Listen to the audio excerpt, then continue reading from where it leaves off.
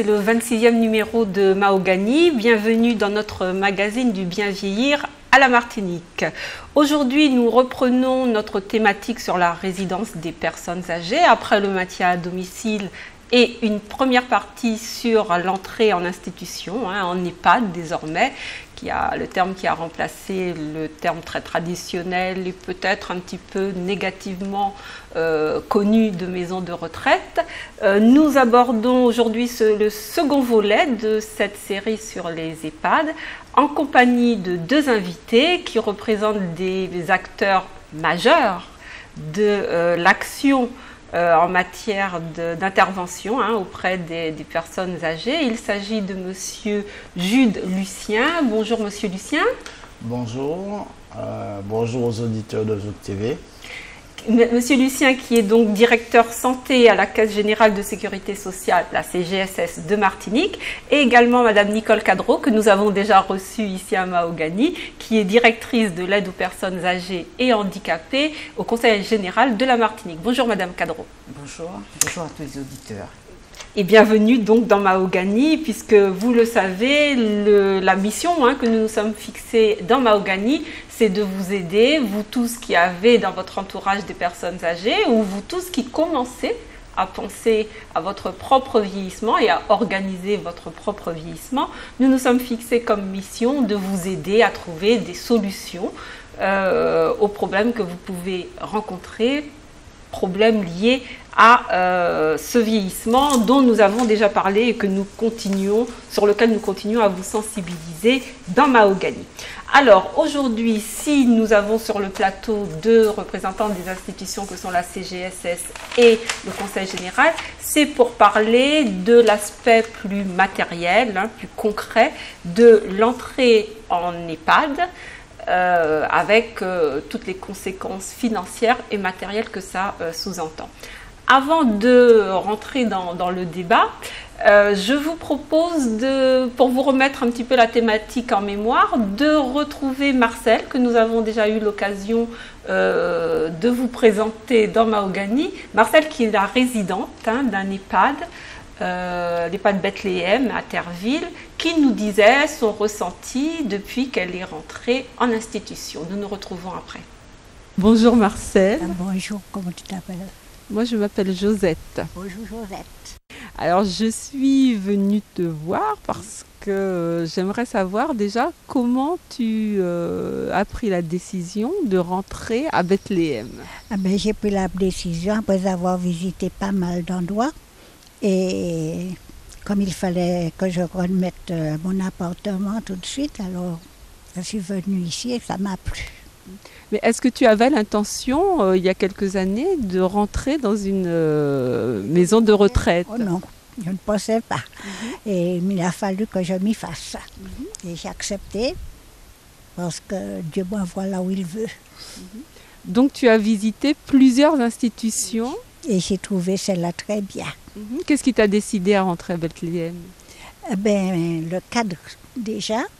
Et puis il y avait des religieuses, on avait la messe tous les samedis. Alors ça m'avait plu. Et puis le cadre, les personnes, tout le personnel d'abord. Et puis on a eu un bel accueillement. Alors je suis restée. Alors, quelle est la différence avec ta vie d'avant lorsque tu étais toi-même dans un appartement? Ça n'a pas changé. Ça n'a pas changé pour moi parce que je suis dans le même environnement, dans le même cadre. Et j'ai plus de monde à visiter que quand j'étais dans mon appartement. Tu étais toute seule quand tu étais chez toi? Oui, j'étais toute seule.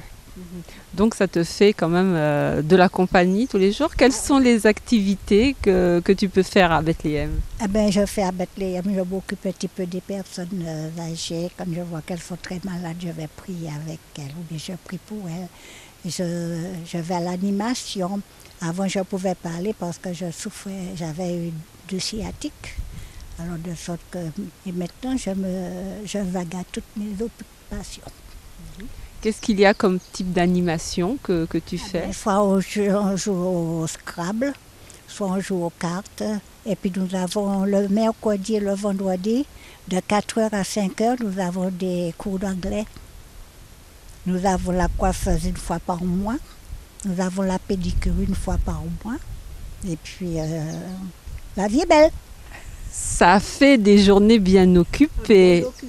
Et vous sortez de temps en temps de la maison? Nous avons la messe 3 fois par semaine, le lundi, le mercredi et parfois le jeudi. Et nous avons des sorties. Le dernier mercredi du mois, soit on va pique-niquer, soit on va au restaurant. La vie est belle. Très bien. Et est-ce que, comment dirais-je, tu as fait des connaissances, tu as noué des connaissances, tu as des amis au sein de la maison? Oh oui, j'ai beaucoup d'amis. J'ai Huguette, j'ai Madame Chemin qui vient me voir de temps en temps, qui vient voir sa sœur. Et puis j'ai les enfants des personnes qui sont ici. Est-ce que ta vie d'avant ne te manque pas? Oh non, pas du tout. Pas du tout. Parce que je suis une personne facile à vivre. Et puis nous avons un bon directeur, nous avons une bonne économe, nous avons une bonne animatrice. Alors de sorte que la vie est belle. Très bien. Est-ce que au niveau de la nourriture, de l'alimentation? Elle est très bonne, très bien présentée. Je n'ai rien à dire. Bon, tu es heureuse en quelque sorte? Ah oui, très heureuse. Merci. Très heureuse. Merci Marcel, ça se voit. Bien, on voit donc l'ancienne image des maisons de retraite ou des hospices a complètement disparu. En tout cas, on le voit par l'intermédiaire de ce témoignage de Marcel, résident donc en EHPAD. Vous intervenez chacun dans un champ de compétences. Est-ce que, monsieur Lucien, vous pouvez nous dire quelle est l'action de la CGSS, de la Caisse générale de sécurité sociale, en termes d'intervention pour les personnes et pour les institutions? Alors, l'action de la CGSS est une action essentiellement au niveau financier, puisque ces établissements d'hébergement pour personnes âgées reçoivent bien entendu une dotation qui s'appelle une dotation globale, qui est versée par l'assurance maladie en fonction d'une détermination tarifaire qui est réalisée par l'ARS. Donc cette dotation permet de couvrir essentiellement les soins qui sont dispensés aux personnes qui résident dans ces établissements. Alors, ça s'appelle une dotation globale. Alors la dotation peut être globale totalement ou elle peut être globale partiellement. Donc en fonction de la situation tarifaire de l'établissement, l'assurance maladie intervient pour son financement. Très bien. Alors, vous rentrez donc dans une partie du financement du coût d'une maison de retraite. Il faut savoir que la fixation du coût pour les personnes âgées qui rentrent en maison de retraite se décompose en un certain nombre de 3 ou 4 parties. Tout à fait. Donc, Madame Cadreau du Conseil général, est-ce que vous pouvez nous dire quelles composantes rentrent dans la fixation du coût, du tarif d'une maison de retraite? Alors, la maison de retraite sera tarifée donc, selon 3 grands tarifs. Le tarif hébergement, qui va correspondre à toutes les prestations, par exemple hôtelières, la lessive, le ménage. Le tarif dépendance, qui va correspondre à la prise en charge de la personne âgée qui est hébergée en maison de retraite pour l'aider à accomplir les actes de la vie quotidienne. Donc dans ce tarif dépendance, il y aura une partie allocation personnalisée d'autonomie et une partie ticket modérateur qui est laissée à la charge de la personne âgée. Et puis, à côté de cela, il y a le tarif soins dont monsieur vient de parler et qui est payé par la sécurité sociale. Le Conseil général prend en charge les tarifs hébergement et les tarifs dépendance. Très bien, donc on a planté le décor. Lorsque on paye un prix de journée, je crois que c'est un prix de journée qui est fixé, rentre dans ce prix une partie pour l'hébergement, comme on peut assimiler ça à un loyer ou une participation hôtelière, tout ce qui concerne les locaux, la chambre, le lage de maison, les repas, oui, la restauration. Une seconde partie concerne la prise en charge de l'autonomie, puisqu'on sait qu'avec le vieillissement et l'allongement de l'âge de la vie, de plus en plus de personnes perdent en autonomie. À côté de la perte d'autonomie physique, rentrent également en compte les pertes d'autonomie liées aux dégénérescences mentales, les maladies d'Alzheimer par exemple. Donc ce sont des personnes qui sont valides, qui n'ont pas forcément de pathologie handicapante physique, mais qui mentalement ne sont plus aptes à avoir une vie quotidienne sans assistance.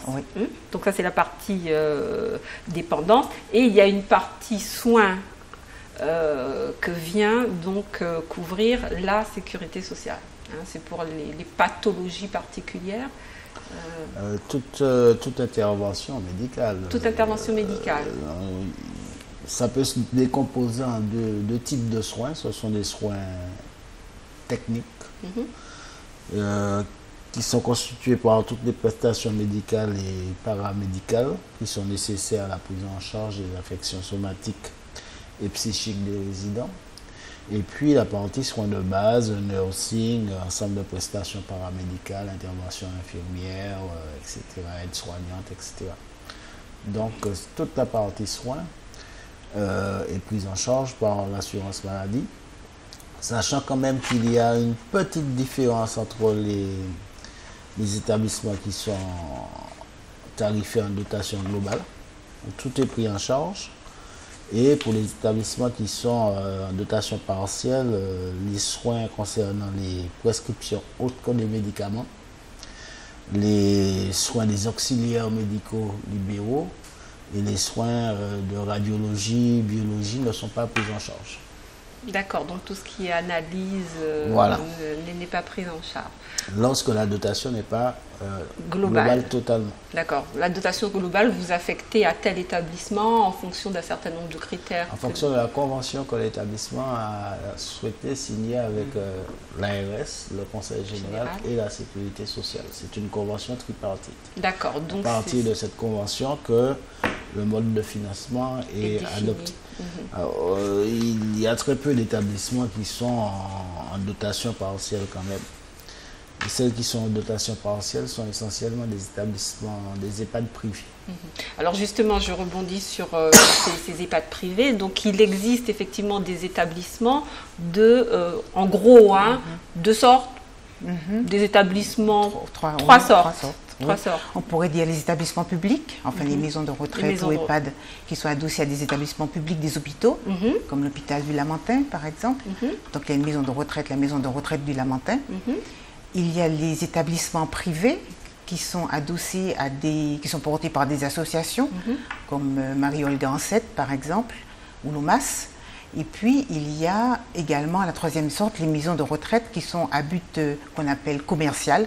On dit but lucratif, mais ce sont des maisons de retraite commerciales qui sont autorisées, qui fonctionnent avec une autorisation, mais qui ne sont pas conventionnées, qui ne sont pas tarifées par le Conseil général. Donc effectivement, alors souvent on entend à l'occasion de faits divers ou d'actualités, c'est un mode de maison, ce sont des maisons des EHPAD, des maisons de retraite qu'on retrouve beaucoup en métropole, mais ici, est-ce qu'en Martinique, il y en a beaucoup? Quelle est la proportion de chacune de ces catégories? Est-ce que vous pouvez nous dire? Alors, c'est vrai que dans le secteur public, on a à peu près une dizaine de maisons de retraite. Dans le secteur privé, on peut dire 12 maisons de retraite. Et le secteur lucratif, à peu près 6. D'accord. Donc, ça fait un total de 32 maisons de retraite globalement. Sur les départements. Très bien. Alors, à l'intérieur, donc, il y a de ces différents types d'établissements, d'institutions. Il y en a qui sont conventionnés et d'autres qui ne sont pas conventionnés, si j'ai bien compris. Alors, est-ce que vous pouvez nous indiquer, puisque bon, je suppose que parmi nos téléspectateurs, un certain nombre souhaitent avoir des informations sur comment faire leur choix en termes d'institutions. Donc, quelle est la différence entre les établissements conventionnés et ceux qui ne le sont pas? Alors, l'établissement conventionné, c'est l'établissement qui aura signé, comme disait monsieur tout à l'heure, une convention tripartite avec le Conseil général, l'État, enfin l'ARS. L'ARS, oui, que nous avons eu l'occasion de recevoir. Et puis l'établissement, les directeurs d'établissement. Donc, ils signent cette convention, l'établissement est tarifé, et à ce moment-là, il y a au niveau de la dépendance, il y a des tarifs qui sont bien précis en fonction et qui sont attribués, enfin qui sont en corrélation avec le niveau de dépendance des personnes accueillies. Et puis, à côté de cela, il y a l'établissement surtout habilité au traitement de l'aide sociale. C'est un établissement qui est d'abord conventionné et qui en plus est habilité, c'est-à-dire que lorsqu'un résident est dans cet établissement, s'il n'a pas les moyens de payer son hébergement, le conseil général va prendre le relais pour lui permettre d'être pris en charge dans la structure. D'accord. Donc, conventionné... précisez, donc le conventionnement, c'est une habilitation qui est donnée par le Conseil général.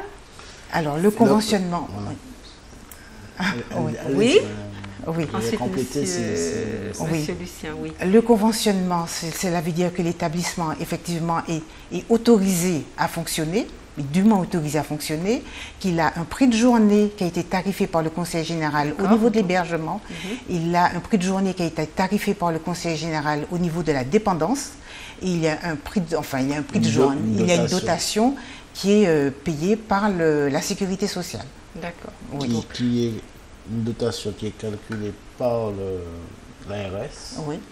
Et sur quel critère? Le versement sur le critère du nombre de lits, par exemple, de personnes accueillies, de la qualité de l'hébergement, etc. Et en fonction de la volonté de l'établissement d'être en budget global total ou en budget global partiel. D'accord, très bien. Donc, combien d'établissements actuellement en Martinique sont conventionnés? Vous avez une idée? Oui, pratiquement tous, sauf les établissements à titre commercial. D'accord, très bien. Alors, je voudrais préciser quand même que donc pour les établissements conventionnés,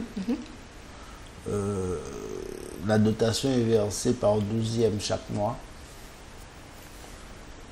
C'est-à-dire qu'on reconduit la dotation de l'année précédente en attendant la fixation parce qu'elle peut évoluer, cette dotation, et on paie un 12e chaque mois, tous les 20 du mois, on verse le 12e de la dotation annuelle à l'établissement. C'est une façon de contrôler... C'est une façon d'assurer le financement régulier de l'établissement. Puisqu'on ne verse pas la dotation annuelle en un coup, on verse par 12e. Alors, je voulais simplement préciser que pour les établissements qui ne sont pas conventionnés, pour autant, l'assurance maladie intervient d'une autre manière. Parce que ces établissements sont considérés comme le substitut du domicile de la personne qui y réside. Et à ce titre, si la personne, bien entendu, remplit les conditions d'affiliation à la sécurité sociale, cette personne bénéficie des soins infirmiers, des soins de kinésithérapie, des consultations médicales qui sont remboursées, non pas sous forme d'une dotation, mais ça s'appelle un remboursement à l'acte. Très bien.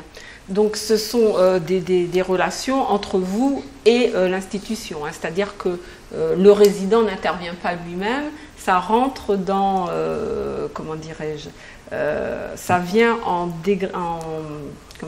déduction dans le cadre des EHPAD conventionnés, le résident n'a aucune intervention. Aucune intervention. Dans le cadre des établissements à but lucratif non conventionné, on ne connaît pas l'établissement, on connaît notre assuré social. Votre assuré social. Donc effectivement, il a droit au remboursement et à la prise en charge d'une partie de ses soins, comme s'il était à son domicile. Comme s'il était à son domicile. Donc l'intervention se fait donc de manière différente, mais on est toujours présent. D'accord, très bien. Alors, Madame Cadrou, donc nous avons donc bien, hein, je pense, décomposer les différentes composantes du prix, hein, du coût. Pour parler concrètement, vous intervenez donc dans le cadre des établissements conventionnés sur le prix de les tarifs, hein, applicables aux résidents. Concrètement, comment sont fixés les tarifs? Alors dans les composantes, on a vu, il y a une partie hébergement et une partie dépendance. Donc, comment sont fixés et en fonction de quoi sont fixés les différents tarifs? Est-ce qu'il y a un tarif unique pour tous les établissements, par exemple? Non, il n'y a pas de tarif unique. Les tarifs sont fixés en fonction du budget présenté par établissement. Donc, ils sont étudiés en fonction du budget, en fonction des charges, en fonction des documents qui sont présentés par le directeur d'établissement. Et à ce moment-là, on fixe les tarifs. Alors, on va fixer les tarifs hébergement et puis on va fixer le tarif dépendance en disant que pour une personne très dépendante, il faudra peut-être plus d'actes pour l'aider à accomplir les actions de la vie quotidienne, et les personnes moins dépendantes, il faudra moins l'aider. Donc il y aura bien sûr un prix qui sera dégressif par rapport à la dépendance de la personne âgée. Alors juste sur la partie hébergement, hein, on verra après d'une façon un petit peu plus globale la vérité des prix. En termes d'hébergement sur le territoire martiniquais, quels sont les tarifs? Vous pouvez nous donner une échelle des tarifs en termes d'hébergement pour les personnes? Cela varie entre... Alors c'est vrai qu'au niveau de l'hébergement seul, cela varie entre 60 et 90 euros par jour. Par jour, d'accord. Et par rapport à la dépendance, cela va varier, enfin la moyenne c'est entre 14 et 27 euros par jour. Donc ça fait un total globalement des prix qui peuvent varier d'une maison de retraite à l'autre entre 2700 et 3500, 3600 euros par mois. D'accord, 2700, 3600 euros. Donc, oui, ce qui va faire, bon, sans doute varier le prix, c'est sans doute le degré d'autonomie de la personne, à l'intervention au niveau de la perte de dépendance. Est-ce que, comment dirais-je, donc les critères appliqués à la dépendance donc varient. Donc il y a une grille particulière qui détermine le degré de dépendance des personnes. Alors cette grille, c'est la grille AGIR ou grille GIR, hein, dans le langage très courant. Cette grille est définie par qui? C'est le médecin coordonnateur qui va évaluer la perte d'autonomie de la personne et qui va fixer sa perte d'autonomie. Alors nous avons d'ailleurs un exemple de grille là à l'écran, donc qui fixe effectivement les grands thèmes, hein, les grands critères d'évaluation. Alors cette grille est divisée en 6 étages, enfin si je ne m'abuse, qui vont du plus fort degré de dépendance au plus faible. Voilà. Hein, et donc, alors, le plus faible étant celui qui est classé du plus grand noble, le 6. Voilà. Donc, ce sont les personnes âgées sans perte d'autonomie, capables d'accomplir les actes essentiels de la vie courante. Voilà. Il y a le GIR 1, c'est le GIR où la personne âgée, effectivement, a perdu ses facultés mentales et elle est souvent grabataire. Le GIR 2, la personne est un peu moins dépendante, je dirais. Peut-être qu'elle a gardé ses facultés mentales, mais qu'elle ne sait pas forcément se lever, ou bien elle reste quand même une personne qui demande beaucoup d'assistance. Et le GIR 3 et 4 sont les GIR où les personnes entrent dans la dépendance. Et il faut les accompagner, mais ils ne sont pas quand même à un état où ils ne sont pas alités. Et c'est vrai qu'en établissement, on regroupe les GIR 1, 2 et 3, 4, contrairement à domicile où chaque GIR fait l'objet d'un plan d'aide bien séparé. D'accord. En établissement, enfin, entre une personne de GIR 1 et 2, on considère que les soins sont à peu près les mêmes. Enfin, les actes pour l'assistance sont à peu près un peu plus, mais enfin, restent dans le même domaine, 1, 2 et 3, 4. Très bien. Oui. Donc, on a vu que le Conseil général donc, intervient sur la dépendance. Oui. Le degré d'indépendance. Et en EHPAD, donc, vous intervenez du GIR 1 au GIR 3 ou 4, 3 ? On intervient du GIR 1 au GIR 4 pour le versement de l'APA en établissement. Voilà. Mais par contre, tout à l'heure, je disais effectivement, au niveau de la dépendance, il y a une section APA et une section ticket modérateur qui est laissée que le législateur a laissé à la charge de la personne âgée. Quand la personne âgée a les moyens, elle va payer elle-même son ticket modérateur. Si elle n'a pas les moyens, c'est le Conseil général qui va prendre le relais et qui va payer à sa place le ticket modérateur. Très bien. Alors bon, ça c'est un aspect un petit peu technique. On va essayer de rentrer un petit peu plus en détail, dans le détail de cette prise en charge par le Conseil général et faire la distinction entre ce qui relève de l'aide sociale et ce qui relève de la prise en charge de la dépendance par le biais de l'APA. Alors, mais juste avant de revenir à vous, dans le cadre de cette dépendance, la CGSS intervient pour une partie soins, on suppose qu'il y a des soins, donc vous intervenez également à ce niveau-là, sur ce chapitre-là? Nous intervenons pour tous les soins. D'accord. Nécessaire à la personne qui est placée en EHPAD. Alors, si vous voulez, le forfait que nous versons prend en compte, naturellement, comme je vous l'ai dit, tous les soins, mais ça prend en compte aussi d'autres choses. Par exemple, la rémunération et les charges sociales qui sont relatives aux médecins salariés de l'établissement et aux médecins coordonnateurs rentrent dans le calcul du forfait. Il en est de même pour la rémunération des auxiliaires médicaux, infirmières, masseurs, kinésithérapeutes qui sont salariés dans l'établissement. Et aussi les aides soignantes, les aides médico-psychologiques. Donc il y a non seulement les soins, mais il y a la rémunération et les charges sociales du personnel soignant. Donc, pour les soins, qu'est-ce qui est pris en charge? C'est le petit matériel, les fournitures médicales lorsque c'est nécessaire, les dépenses de rémunération et de prescription des médecins et autres personnes intervenant, et puis la rémunération des auxiliaires médicaux qui font des soins dans l'établissement.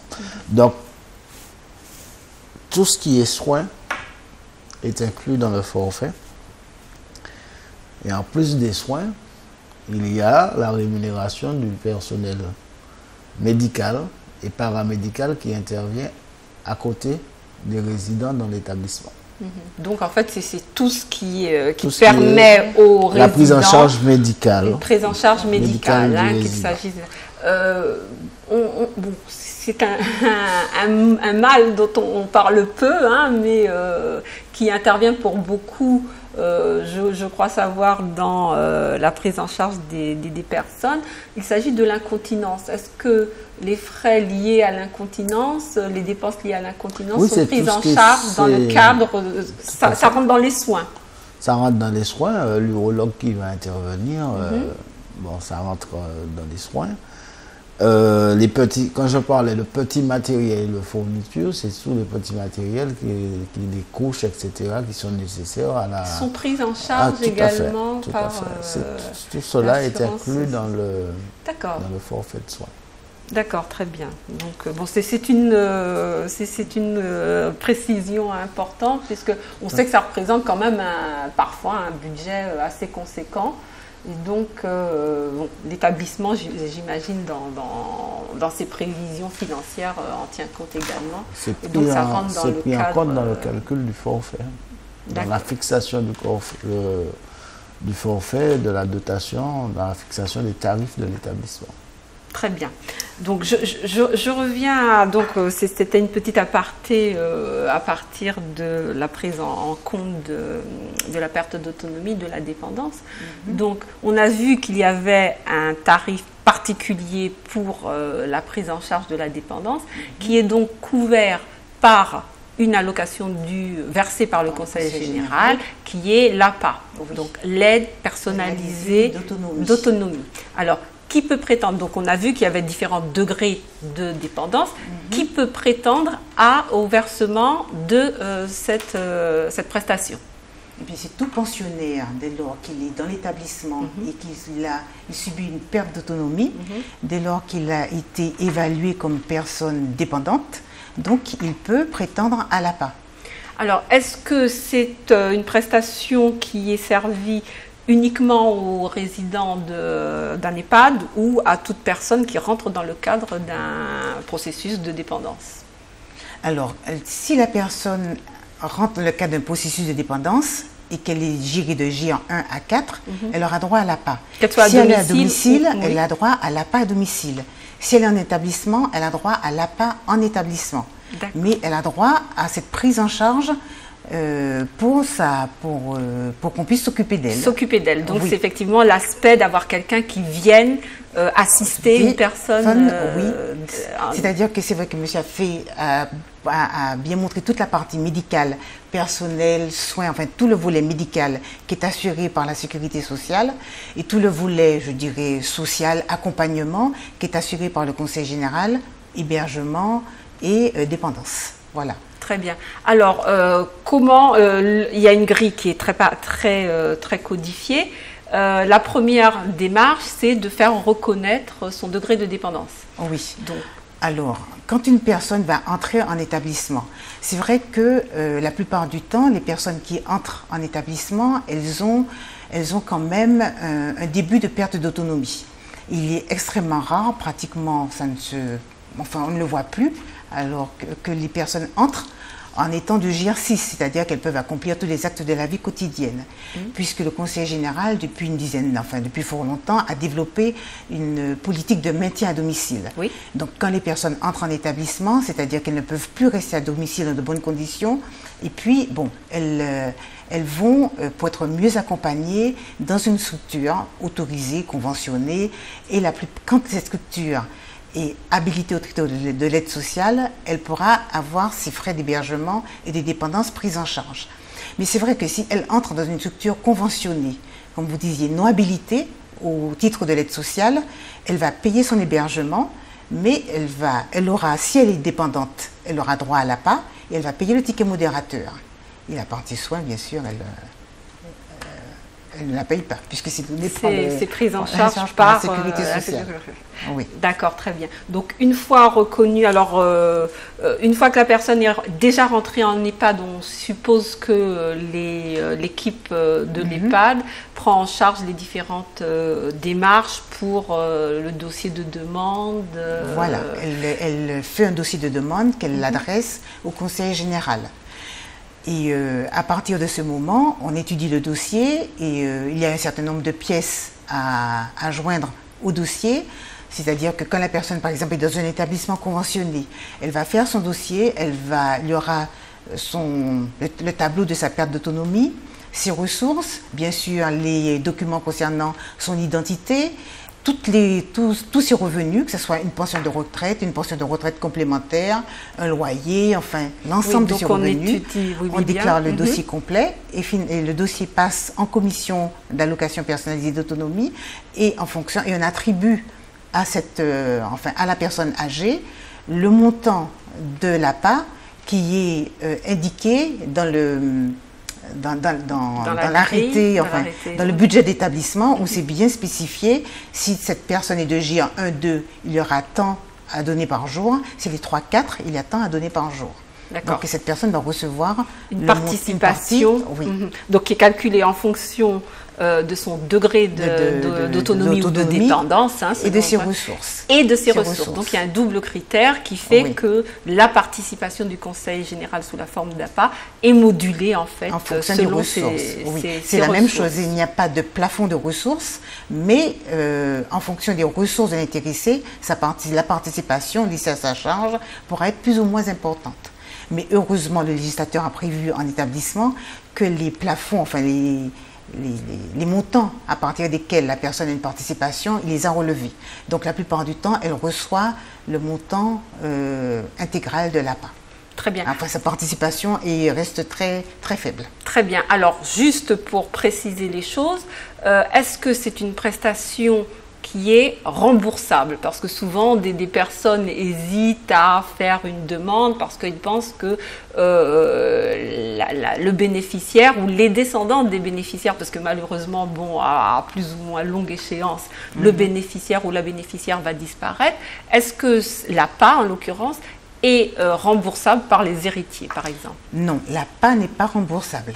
Elle n'est pas remboursable sur succession, que ce soit l'APA à domicile ou l'APA en établissement.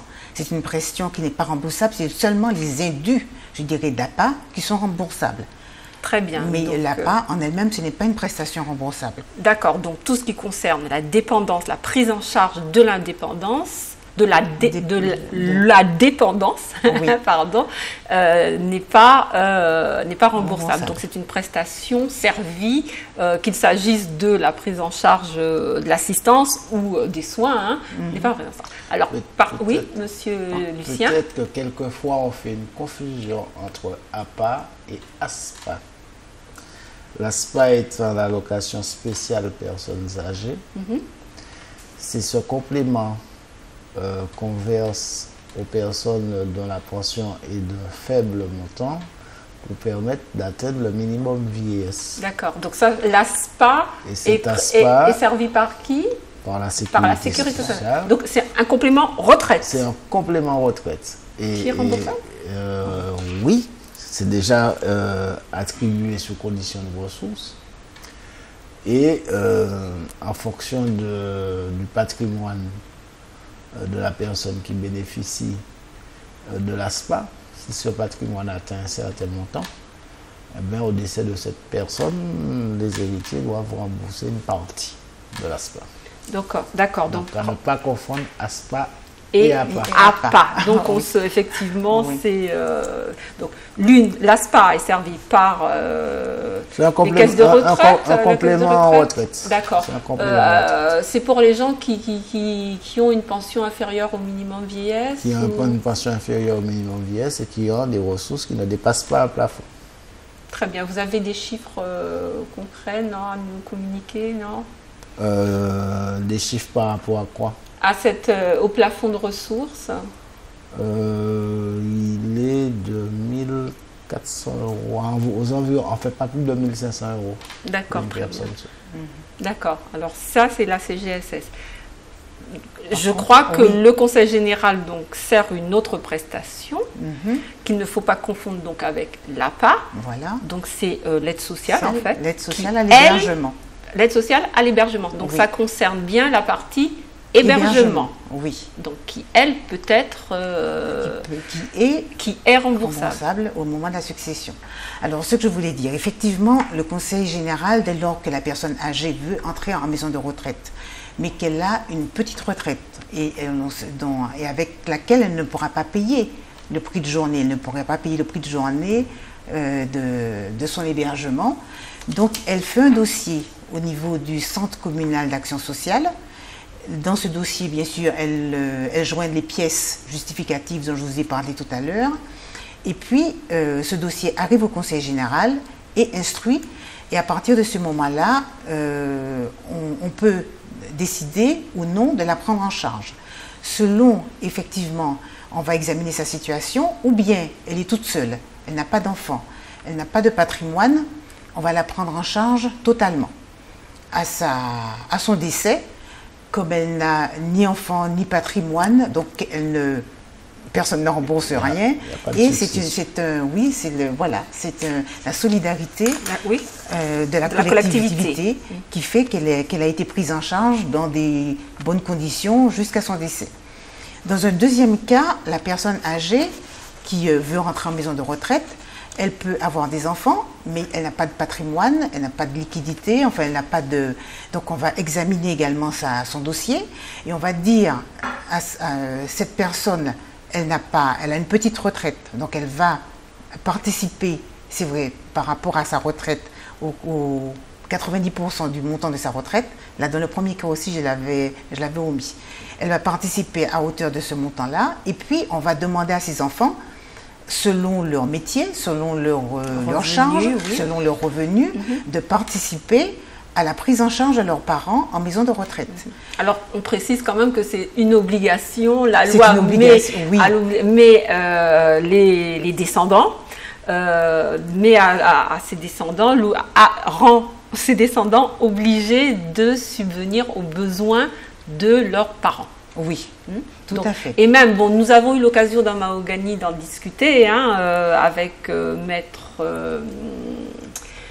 avocat et un notaire de cette obligation alimentaire qui oblige véritablement les enfants, mais pas seulement les enfants, également les gendres ou les belles-filles à contribuer à contribuer à la prise en charge du parent.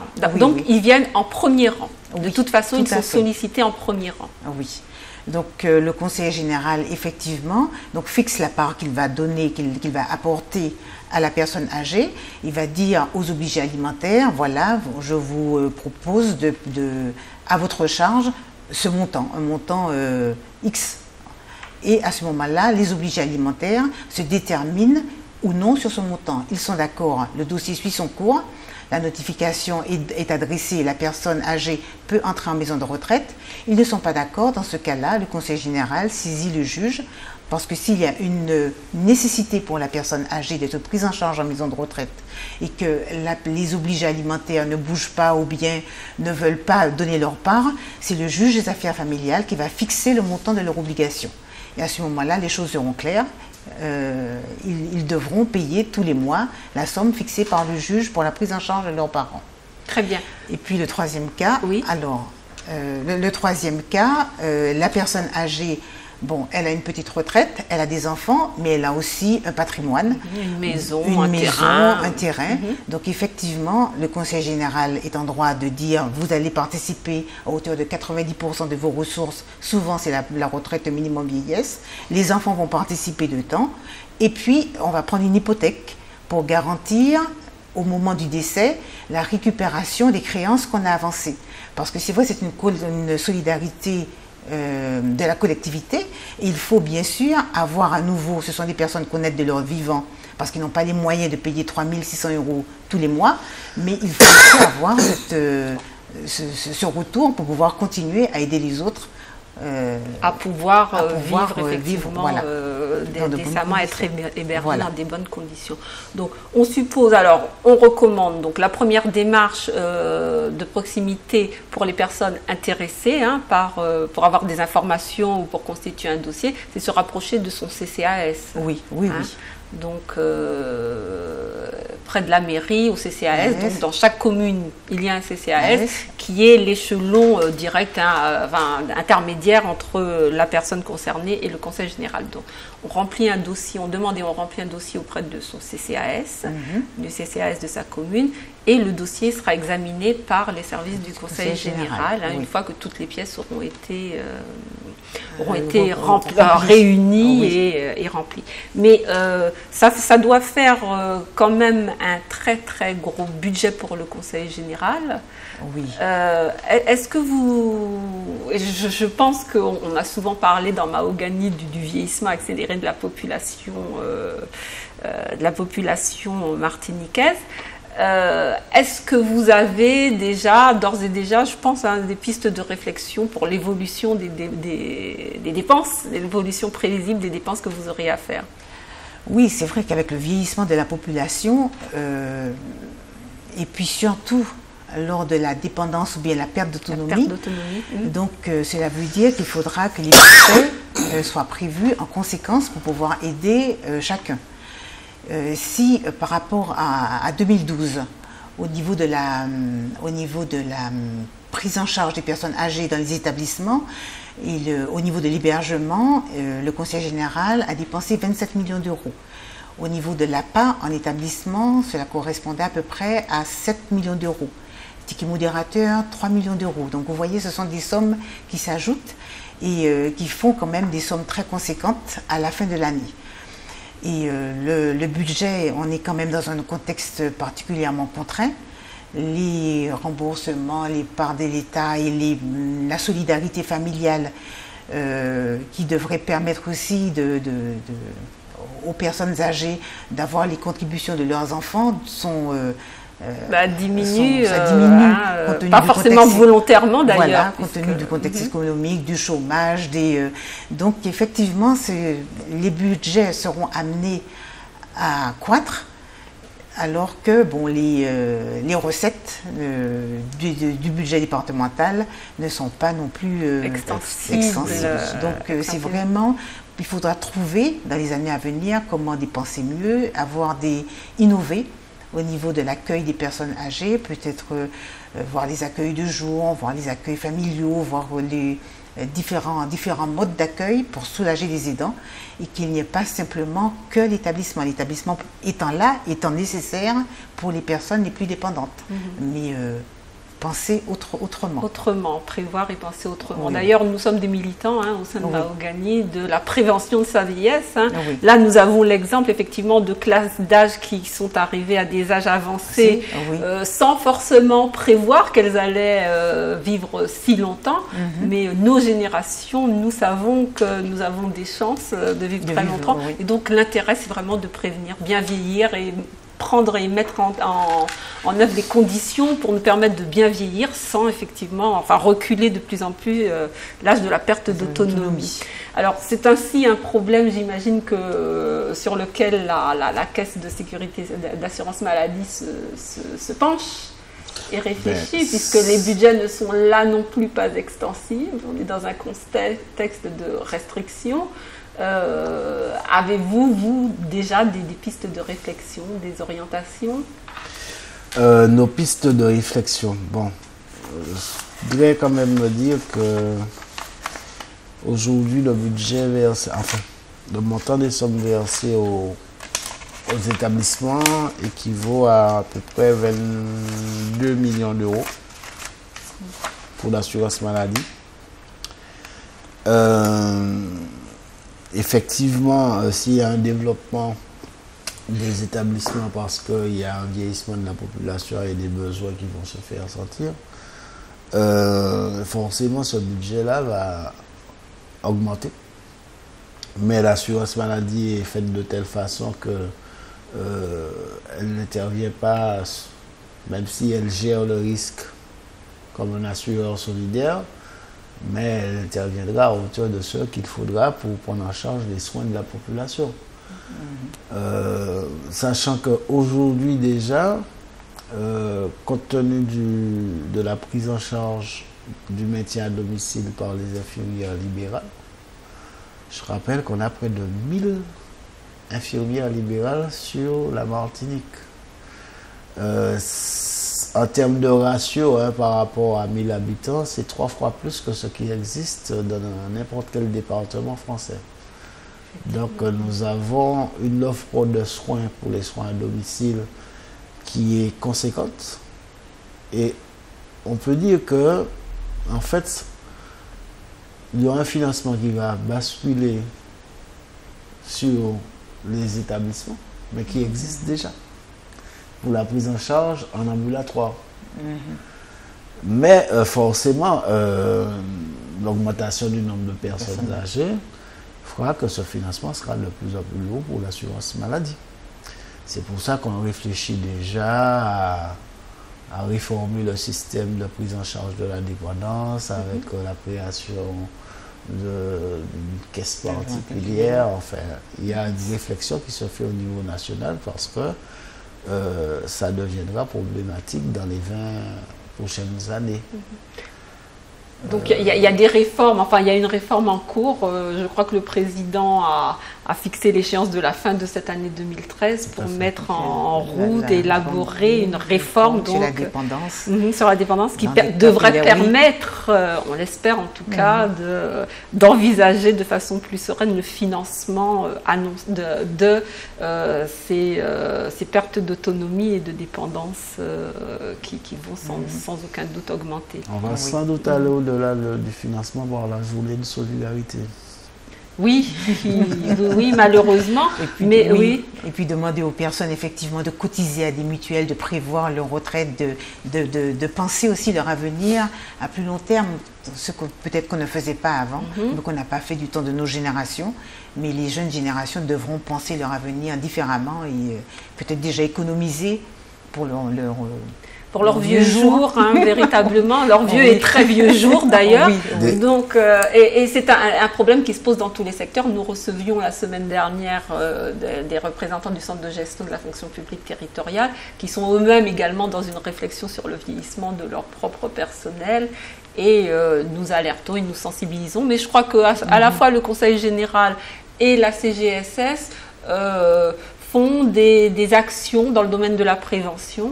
Je pense notamment aux pathologies du diabète. Je crois qu'il y a des initiatives qui sont prises dans ce sens. C'est l'accompagnement diabète, Sophia, qu'on est en train de mettre en place en Martinique avec une plateforme de 6 infirmières qui seront là pour accompagner les personnes diabétiques dans l'évolution de leur maladie et pour les conseiller en lien avec le médecin traitant sur la meilleure façon de prendre en charge cette maladie de manière à ne pas subir les conséquences désastreuses des amputations, de la cécité, etc. Cause de dépendance et donc de dépenses supplémentaires. Donc ce sont déjà des initiatives qui sont prises. C'est de la même façon que la prévention, et c'est vrai que cette prévention, on doit mettre l'accent sur la prévention. Les rendez-vous du mardi, c'est vrai qu'on a eu le thème le diabète, également les AVC, parce que c'est vrai que ce sont des thèmes, des maladies qui sont très prégnante en Martinique. Absolument.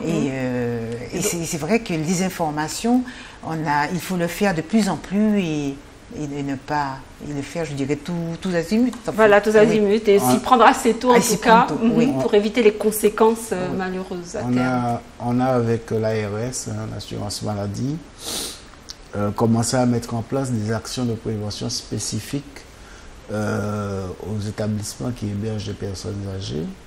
Là, on est en train d'initier une action de prévention bucco-dentaire pour permettre un meilleur suivi bucco-dentaire des personnes âgées qui sont dans les établissements parce qu'on se rend compte que l'état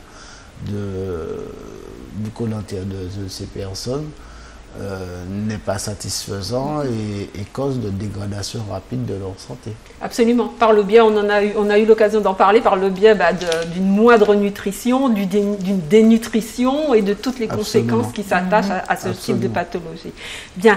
Écoutez, notre émission est malheureusement, ça passe vite finalement, est malheureusement arrivée à sa fin. Alors, nous rappelons, juste pour conclure, que dans le coût d'un hébergement en EHPAD rentre un certain nombre de composantes, qu'il s'agisse de la partie hébergement proprement dit, de la partie prise en charge de la dépendance, de la perte d'autonomie et également des soins. Alors, si nos téléspectateurs souhaitent avoir des informations, ils peuvent se renseigner directement, bien entendu, auprès des établissements ou des institutions, des différentes institutions sur le territoire, mais ils peuvent se rapprocher du CCAS de leur commune pour avoir des informations et remplir des dossiers pour savoir s'ils ont droit à une participation du Conseil général, sous condition de ressources pour ce qui concerne l'hébergement et également selon leur degré de dépendance pour ce qui concerne la prise en charge, l'APA. Se rapprocher de vos services également en termes de la CGSS, en termes de prise en charge des soins, surtout, je suppose, lorsqu'ils restent à domicile, puisque... Surtout lorsqu'ils sont à domicile, parce qu'autrement, c'est l'établissement... Ou un établissement non conventionné. Non conventionné. Voilà, donc ils peuvent pour cette partie se rapprocher de vous. Nous aurons sans doute l'occasion d'y revenir, donc nous attirons quand même et nous appuyons sur cette nécessité de prévenir, hein, puisque la dépendance n'est plus forcément une fatalité. Hein. Savoir préparer son grand âge, ça se prépare. Prévenir pour éviter la dépendance, c'est fort possible. Et bien vieillir en Martinique, on met toutes les conditions et nous ferons le relais au sein de Mahogany pour vous donner toutes les informations utiles pour bien vieillir à la Martinique. Nous nous retrouvons mardi prochain. Merci à nos invités, Madame Cadreau, Monsieur Lucien. Nous nous retrouvons quant à nous mardi prochain. Au revoir.